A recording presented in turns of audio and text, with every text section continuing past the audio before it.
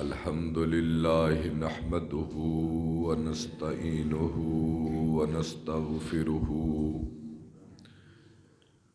ونؤمن به ونتوكل عليه ونعوذ بالله من شرور أنفسنا ومن سيئات أعمالنا من يهده الله فلا مضل له ومن يضلله فلا هادي له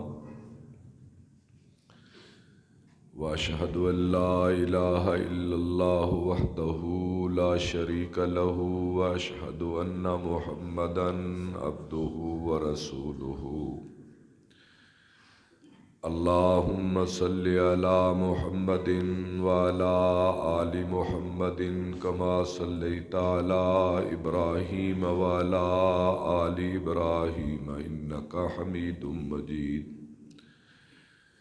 اللهم بارك على محمد وعلى آل محمد كما باركت على إبراهيم وعلى آل إبراهيم إنك حميد مجيد أما بعد فإن خير الحديث كتاب الله وخير الهدي هدي محمد صلى الله تعالى عليه وآله وسلم وشر الأمور محدثاتها وكل محدثة بدعة وكل بدعة ضلالة وكل ضلالة في النار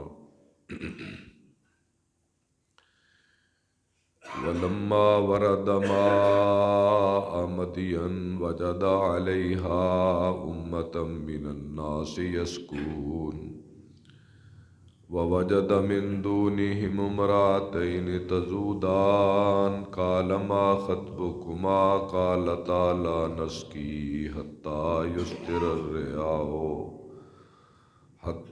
يصدر الرعاء وأبونا شيخ كبير سبحان ربك رب العزة عما يصفون وسلام على المرسلين والحمد لله رب العالمين آمین۔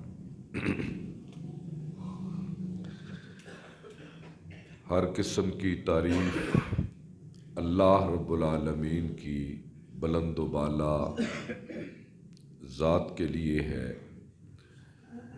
درود و سلام اولین و آخرین کے امام حضرت محمد کریم صلی اللہ تعالی علیہ تحیۃ والسلام کی مبارک ذات پر۔ حضرات ذی وقار، میرے اللہ کو وہ شخص نہایت ہی پسندیدہ ہے جو حلال روزی کماتا ہے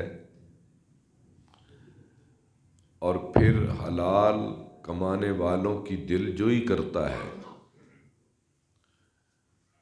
اور پھر ان لوگوں میں بالخصوص جو مزدور لوگ ہیں، جو ہاتھ کی کمائی کما کر کھاتے ہیں، اور ان کے حقوق پھر بطریقہ آسن وہ ادا کرتا ہے، تو یہ شخص اللہ کی نگاہ میں بڑا مقبول اور پسندیدہ شخص ہے۔ اللہ کے پیارے حبیب صلی اللہ علیہ وسلم آپ نے ارشاد فرمایا، من طلب الدنیا حلالا استعفافا عن المسألہ وسعیا علی اہلہ وتعطفا علی جارہ لقی اللہ ووجہہ مثل البدر، کہ جو شخص حلال روزی کماتا ہے اور اس کے دل میں کماتے وقت یہ تین خواہشیں ہوتی ہیں۔ پہلی خواہش استعفافاً عن المسئلہ، کہ مجھے کسی سے مانگنا نہ پڑے۔ مجھے کسی سے سوال نہ کرنا پڑے، اور دوسری بات وَسَعْيًا عَلَىٰ أَهْلِهِ، اور اس کی نیت یہ ہو کہ میں اس روزی کے ذریعے اپنی بیوی اور اپنے بچوں اور اپنے والدین کو ان کی کفالت کروں گا، ان کی پرورش کروں گا۔ اور تیسری وَتَعَطُّفًا عَلَىٰ جَارِهِ، پھر کچھ بچے گا تو میں اپنے پڑوسی، اپنے دوست، غریب، مستحق لوگوں پہ اپنا مال خرچ کروں گا۔ آپ نے فرمایا جس کی یہ 3 نیتیں ہیں، ذرا غور کرے کتنی کمال نیتیں ہیں۔ لقی اللہ، یہ قیامت کو یہ شخص جب اللہ سے ملے گا، وَوَجْهُهُ كَالْقَمَرِ الْبَدْرِ، تو اس کا چہرہ 14ویں کے چاند کی طرح چمک رہا۔ اور ایک دوسری حدیث ہے کہ جو شخص دنیا کماتا ہے فخر کی بنیاد پر، ریاکاری کی بنیاد پر، نمود و نمائش کے لیے، فخر و ریا کے لیے، اپنے تکبر کو قائم کرنے کے لیے، اپنی گرفت کو انسانوں پہ مضبوط کرنے کے لیے اس کی یہ نیتیں ہوتی ہیں، تو قیامت کے دن میرا خدا ان سے منہ موڑ لے گا۔ اب ذرا ہم حدیث کے پہلے ٹکڑے کی طرف آئیں، تو اب جو اس نیت سے کام کرتا ہے، یہ کوئی مزدور ہے، ملازم ہے، کوئی بھی کام کرتا ہے، تو وہ اللہ کی نظر میں کتنا پسندیدہ شخص ہے۔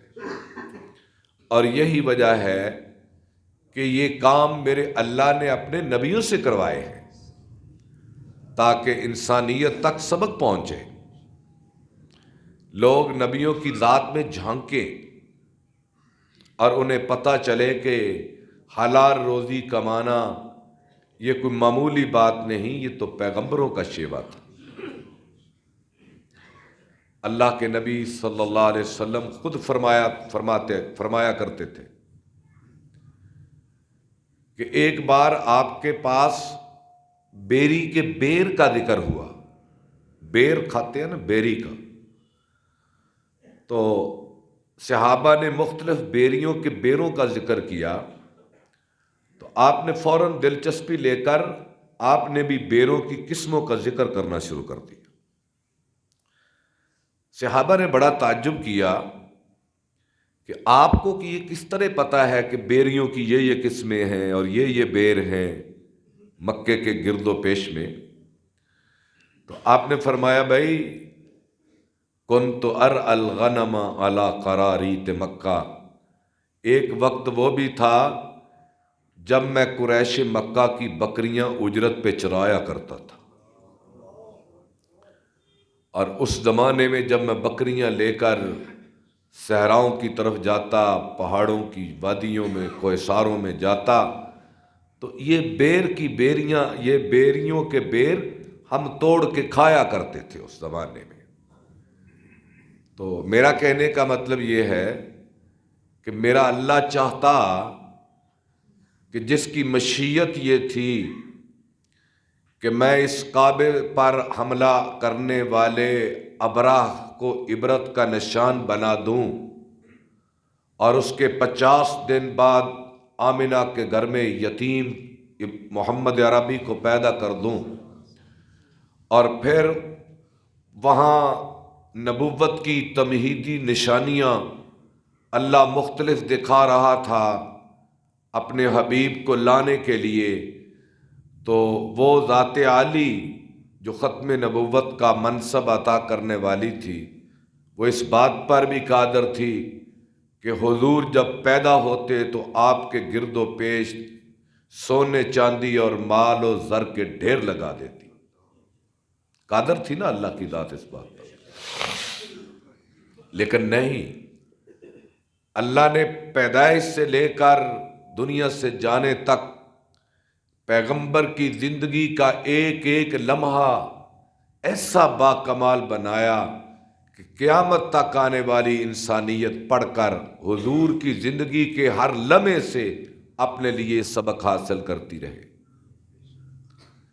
پھر آپ نے تجارت کے لیے سفر کیا ہے، اور جو تجارت کے لیے سفر کیا ہے وہ بھی حضرت خدیجہ کے مال پر مزدوری لی ہے حضور نے، اور جس ایمانداری کے ساتھ آپ نے اپنی مزدوری کا حق ادا کیا ہے وہ اس کمال درجے کا کیا ہے کہ خدیجہ جیسی عورت جس سے شادی کے خواہاں قریش کے معززین تھے، انہوں نے حضور کی امانت داری، دیانت داری اور آپ کی محنت و کوشش و کاوش و مشقت میں جب وہ حسن دیکھا تو کہنے لگی کیوں نہ میں محمد عربی سے شادی کروں۔ تو اس لیے جب کوئی مزدور محنتی ہوتا ہے، دیانتدار ہوتا ہے، امین ہوتا ہے، امانت دار ہوتا ہے، تو اللہ اس کو اس کی غربت نہیں، اس کی امانت داری اور ایمانداری سے دنیا میں بھی وہ مقام عطا کرتا ہے کہ جو کبھی مالدار کو نہیں مل سکتا۔ آج تو عزت کے پیمانے ہم نے جدا کر دیے ہیں نا، کہ جس کی بڑی گاڑی، جس کا بڑا مکان، جس کے پاس پیسے زیادہ، آج چونکہ عزت کے پیمانے اور ہیں۔ میں حقیقی پیمانوں کی بات کرتا ہوں کہ عزت و احترام تو وہ ہے کہ جو بھروسہ لے، توکل لے، اعتماد لے۔ مثلا میری عزت سب سے بڑی یہ ہے کہ آپ لوگ مجھ پہ بھروسہ کریں، مجھ پہ اعتماد کریں، اور میرے حوالے اپنے راز کریں، راز، بھید، اپنے گھر کی باتیں مجھ سے کریں، پردے کی باتیں مجھ سے کریں، مشورے کے لیے یا مدد طلب کرنے کے لیے یا مشاورت کے لیے یا اس کے حل کے لیے۔ عزت تو یہ ہے، اور یہ کاہے کی عزت ہے کہ آپ ہر بات مجھ سے چھپانے لگے کہ یار یہ اس سے بات کی، یہ تو آگے کرے گا، اس سے بات کی یہ تو مذاق اڑائے گا، اس کو میرے راز کا پتہ چل گیا یہ تو بڑا شریر انسان ہے۔ یہ کاہے کی عزت ہے؟ عزت تو وہ ہے کہ جس کے پاس آپ اپنا راز منتقل کر دیں، آپ اپنا بھید اسے دے دیں، اس یقین کے ساتھ کہ یہ میرے بھید کو لے کر مر جائے گا مگر زبان سے بولے گا نہیں۔ اگر یقین نہیں آتا تو دیکھو، ایک آدمی مکے کا کافر تھا، مکے کا کافر، اور حضور نبی پاک صلی اللہ علیہ وسلم نے ہجرت سے پہلے اسے بطور مزدور کے اسے حاصل کیا ہے، اور اسے کہا ہم اتنی مزدوری دیں گے، کل یہ اونٹنیاں لے کر غار ثور کے دانے پہ چلے آنا۔ حالانکہ یہ وہ راز کی بات تھی جو ابو بکر صدیق نے اپنے گھر والوں کو بھی نہیں بتائی تھی، اور آپ صلی اللہ علیہ وسلم نے سوائے حضرت علی کے کسی کو نہیں بتائی تھی، اور حضرت اسما کو بھی نہیں پتا تھا کہ حضور کس طرف جا رہے ہیں، باوجود اس کے کہ وہ کھانا لے کر غار ثور میں جاتی تھی حضرت اسما۔ لیکن حضرت اسما کو یہ نہیں پتا تھا کہ میرے ابا جان اور حضور نبی پاک صلی اللہ علیہ وسلم کا رخ کس طرف ہے، یہ ان کو نہیں پتا تھا، کیونکہ میں نے کچھ اشعار پڑھے تھے کچھ دن پہلے کہ حضرت اسما کہتی ہیں کہ ایک جن نے مکے میں اشعار پڑھے کہ خیمہ ام معبد سے گزر رہا ہے یہ قافلہ، ہمیں تب پتہ چلا کہ حضور مدینے کی طرف جا رہے ہیں۔ ایسی رات کی بات تھی یہ، لیکن آپ نے ایک کافر کو بتائی ہے، ایک کافر کو بتائی ہے، اور وہ اس کے متعلق مشہور تھا کہ یہ بڑا ایماندار مزدور ہے، اور پھر اس نے بتایا نہیں کسی کو، وہ آپ کو راستہ بتاتے بتاتے بتاتے جو عام راستہ نہیں تھا وہاں سے لے کر مدینہ پہنچا ہے، اور اس نے یہ آپ کی خبر کسی کو نہیں بتائی۔ اور آج 1400 سال بعد ہم اس کا ذکر کر رہے ہیں، ایک کافر کا۔ اگر غیر مسلم کافر بھی ایمانداری سے اپنا کام کرے تو تاریخ اس کو نہیں بلاتی، انسانوں کے سینے انہیں نہیں بلاتے. اور اگر بد دیانتی کا کام ایمانداری کا نہ ہو، وہ ایک مسلمان بھی کرے تو اپنی موت وہ آپ مر جاتا ہے. وہ تاجر ہے تب بھی، ملازم ہے تب بھی، مزدور ہے تب بھی، کسان ہے تب بھی، وہ دنیا میں بھی اپنی موت مر جاتا ہے. اللہ اس کو کبھی خوشحال نہیں کرتے، اور مرنے کے ساتھ وہ اپنے پیچھے بری داستانیں چھوڑ کے مر جاتا ہے. میرے بھائیوں، اللہ پاک نے حضرت موسیٰ علیہ السلام کا قرآن مجید میں بڑی تفصیل سے ذکر کیا ہے، اور ان کی مزدوری کا ذکر کیا ہے. میں محبت کے ساتھ میں نے خطبے کے شروع میں آیات پڑھی ہیں، وہ وقت تھوڑا ہوتا ہے، باتیں بہت زیادہ ہوتی ہیں، تو اللہ پاک نے ایک پورے کا پورا رکوع سے 2 رکوع بیان کر دی ہیں اتنی سی بات پر.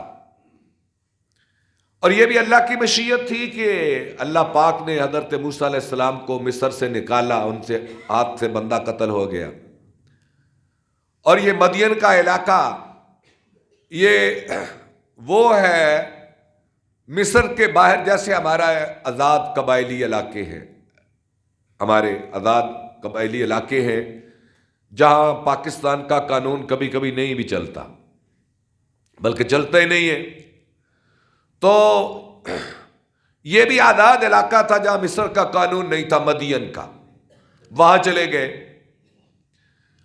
اور جب گئے تو کیا دیکھا کہ ایک درخت کے نیچے بیٹھے ہوئے تھے، اور قرآن مجید یہاں سے بولتا ہے وَلَمَّا وَرَدَ مَاءَ مَدْيَنَ، جب مدین کے پانی پر یعنی کنویں پر پہنچے، وَجَدَ عَلَيْهَا أُمَّةً مِّنَ النَّاسِ، کیا دیکھا کہ ایک بہت بڑی چرواہوں کی تعداد اپنی بکریوں کو پانی پلا رہی ہے.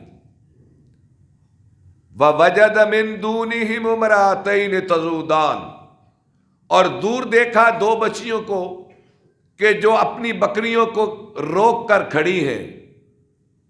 تو موسیٰ علیہ السلام ان کے پاس چلے گئے اور کہنے لگے قَالَ مَا خَطْبُكُمَا، ہاں بھائی تم اپنی بکریوں کو روک کر کیوں کھڑی ہو؟ قَالَتَا لَا نَسْقِي حَتَّى يُصْدِرَ الرِّعَاءُ وَأَبُونَا شَيْخٌ كَبِيرٌ، ہم کیا بتائیں اپنی داستان کہ ہمارا باپ بوڑھا آدمی ہے اور اس کا بیٹا کوئی نہیں ہے، ہم بیٹیاں ہی بیٹیاں ہیں، اور جب یہ چرواہے اپنا پانی بکریوں کو پلا کے چلی جائیں گی، حوض میں جو پانی بچے گا وہ ہم اپنی بکریوں کو پلا کر ہم اپنے گاؤں واپس چلی جائیں گی. تو موسیٰ علیہ السلام آگے بڑھے اور آگے بڑھ کر ان کی بکریوں کو پانی پلایا، اور پانی پلا کر بکریاں ان کے سپرد کر دی. ثم تولى الى الظل فسقى لهما ثم تولى الى الظل، پانی پلانے کے بعد پھر اسی درخت کے نیچے جا کر بیٹھ گئے. اور یہ دیار غیر ہے، کوئی مانوس چہرہ نہیں، کوئی عزیز داری نہیں، کوئی یہاں تعلق نہیں، کوئی دوست و احباب کے جتھے جماعتیں نہیں. تو وہاں بیٹھ کر کہنے لگے فقال رب انی لما انزلت الی من خیر فقیر، یا اللہ جو بھی برکت اب تیری طرف سے اترے موسیٰ اس کا طلبگار ہے. یہ دعا ادھر دعا کی، ادھر آسمان پہ چلی گئی، قبولیت کا مقام آ گیا. اور حضرت شعیب کو جا کر بیٹیوں نے قصہ سنایا، وقص علیہ القصص، قصہ بتایا. تو شعیب علیہ السلام کہنے لگے اس جوان کو بلا کر تو لاؤ. فجاءته احداهما تمشي على استحياء وقالت ان ابي يدعوك ليجزيك اجر ما سقيت لنا. اور شعیب علیہ السلام کی ایک بیٹی بڑی حیا کی چال چلتے ہوئے، حیا کی چال آئی موسیٰ علیہ السلام کے پاس اور سر جھکایا، کہنے لگی ان ابی یدعوک لیجزیک اجر ما سقیت لنا، اے جوان ہم نے قصہ اپنے باپ کو سنایا ہے اور باپ نے کہا ہے کہ اس جوان کو لے کر آؤ، میرا باپ جو تو نے ہم پہ احسان کیا ہے اس کا تجھے بدلہ دینا چاہتا ہے۔ اللہ سامان پیدا کرنے پہ آیا تھا اس پردیس میں۔ موسیٰ علیہ السلام گئے، وَقَصَّ عَلَيْهِ الْقَصَصَ، اور جا کر اپنا واقعہ بیان کیا شعیب علیہ السلام کے سامنے۔ قَالَ نَجَوْتَ مِنَ الْقَوْمِ الظَّالِمِينَ، کہا بچ گئے ہو اب ٹھیک ہے۔ اور بیٹی کہنے لگی یا ابت استاجرہ ان خیر من استاجرت القوی الامین، کہ اے ابا جان یہ قوی بھی ہے اور امین بھی ہے۔ قوی موسیٰ علیہ السلام بڑے طاقتور صحت مند جوان تھے، اور امین، امین کا معنی امانت دار۔ اس لڑکی کو کیسے پتا چلا کہ یہ ایماندار ہے؟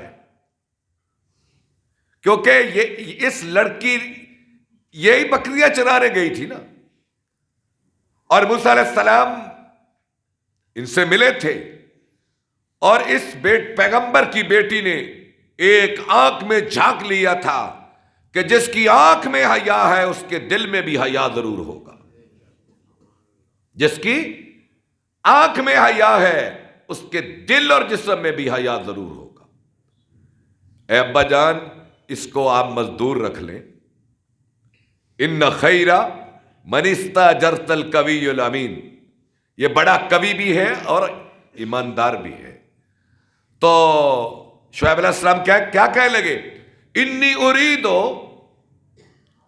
ان انکحک احدی ابنتی ہاتین علی ان تأجرنی ثمانی حجج فإن اتممت عشرا فمن عندک۔ اے جوان ایسے کر لیتے ہیں کہ تو میری 8 سال بکریاں چرا، تو میری 8 سال بکریاں چرا، میں تجھے بیٹی کا نکاح تجھ سے کر دیتا ہوں۔ لیکن بکریاں 8 سال چرانا پڑے گی، اگر 10 سال چرائے تو تیری مرضی۔ تو یہاں اللہ کے نبی صلی اللہ علیہ وسلم تلاوت کرتے کرتے جب اس مقام پہ پہنچے اس آیت پر، تو آپ فرمانے لگے اے میرے صحابہ، ایک پیغمبر نے اپنا پیٹ پالنے کے لیے اور اپنی شرمگاہ کو بدکاری سے بچانے کے لیے 8 سال بکریاں چرائی ہیں۔ اپنی شرمگاہ کو پاک دامن رکھنے کے لیے اور اپنا پیٹ بھرنے کے لیے 8 سال بکریاں چرائی ہیں۔ جب یہاں پہنچے تو موسیٰ علیہ السلام نے 8 سال پھر حضرت شعیب علیہ السلام کی بکریاں چرائی ہیں یا 10 سال چرائی ہیں، تو اللہ چاہتا تو یہ سامان اس مزدوری کے بغیر بھی تو کروا سکتا تھا نا، لیکن یہ کام کر کے دکھایا ہے۔ خیر یہ بات لمبی ہو رہی ہے، تو اس لیے میرے بھائیوں، اللہ نے دنیا میں کسی کو راجہ بنایا، کسی کو مزدور بنایا، کسی کو رانی بنایا، کسی کو ملازمہ بنایا، تاکہ دنیا کا نظام چل سکے۔ نظام بھی تو چلانا ہے، تو بھی راجہ میں بھی رانی، کون بھرے گا پانی؟ پانی کون بھر کے لائے گا پھر؟ تو یہ نظام لایا۔ آپ نے فرمایا میرے صحابہ، اگر تم میں کوئی راجہ بن جائے اور کوئی مزدور بن جائے، کوئی آقا بن جائے، کوئی ملازم بن جائے، تو اپنے ملازموں کے ساتھ اچھا سلوک کرنا، وہ تمہارے دین کے بھائی ہیں۔ انہیں اچھا کھانا کھلانا، اچھا لباس پہنانا، ان کی عزت کا خیال رکھنا۔ اور پھر آپ نے اس پر بڑی سخت ایک حدیث سنائی صحابہ کو۔ آپ نے فرمایا قیامت کا دن ہوگا، جو شخص کسی مزدور کی مزدوری کھا جائے گا نا، کام پورا لے گا، کام پورا لے گا، اور مزدوری دینے کے وقت غائب ہو جائے گا۔ ایسے بھی کچھ لوگ ہیں معاشرے میں، سارا دن مزدوروں سے کام لیتے ہیں اور شام کو مزدوری دینے کے وقت غائب ہو جاتے ہیں، یا اس کی مزدوری میں کم دے گا،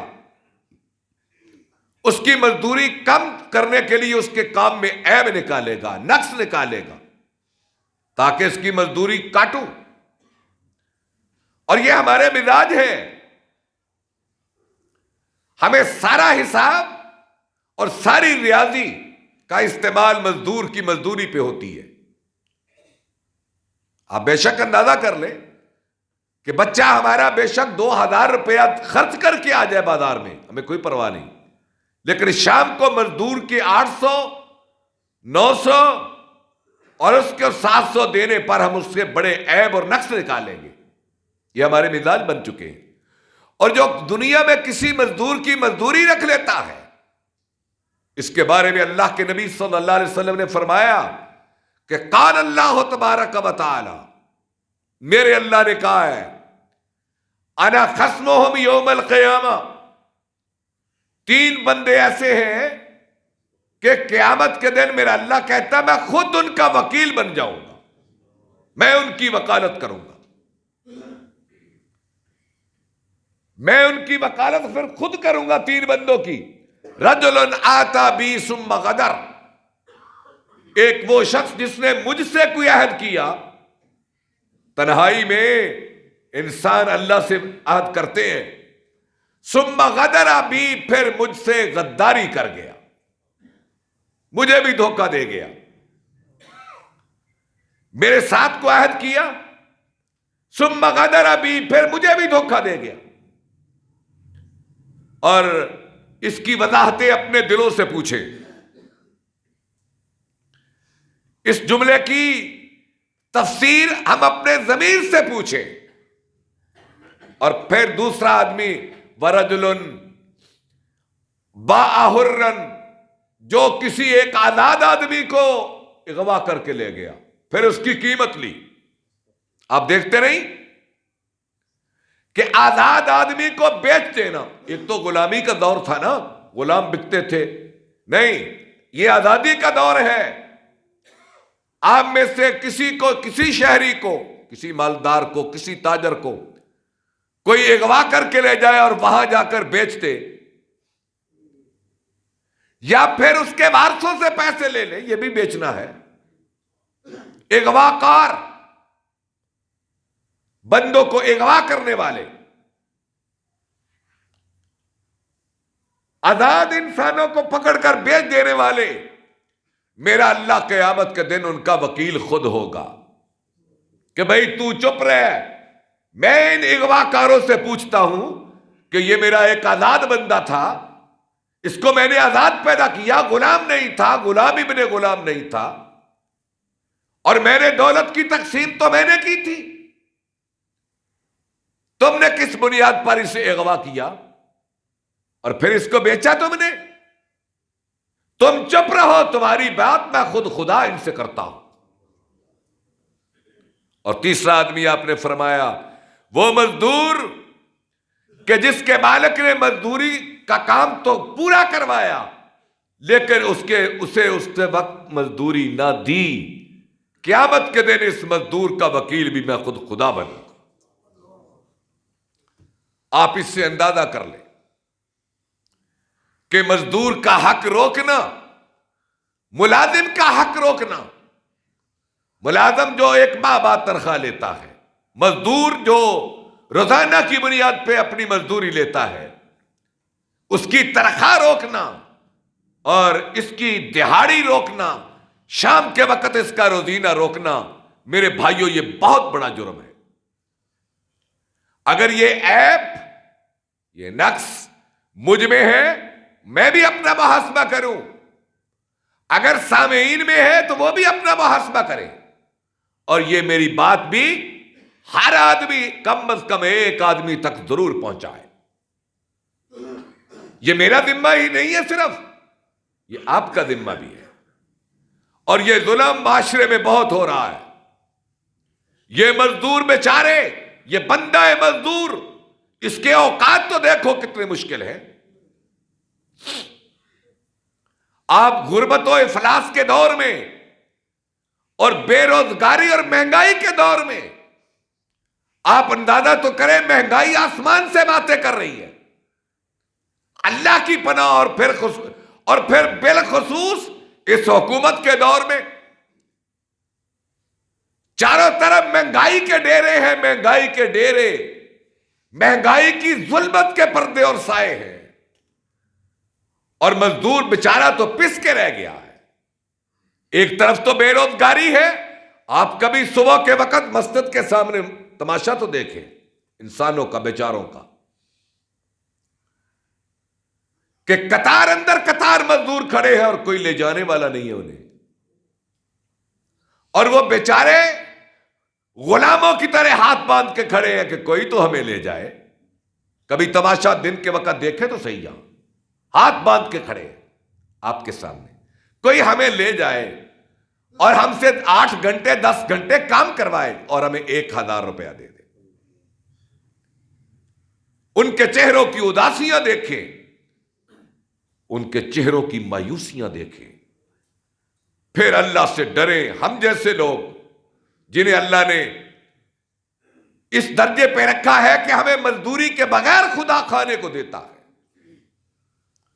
اور پھر ایک درجہ جو صاحب نصاب ہے ہم میں، زکوٰۃ دینے والے، وہ ان مزدوروں کا خیال کرو، ان مزدوروں کا خیال کرو۔ ہمارے ایک بزرگ تھے، تبلیغی جماعت سے تعلق تھا ان کا، فوت ہو گئے، میاں طفیل صاحب، اس محلے میں رہتے تھے۔ مجھے اچھی طرح یاد آج سے 20 سال کی بات ہے۔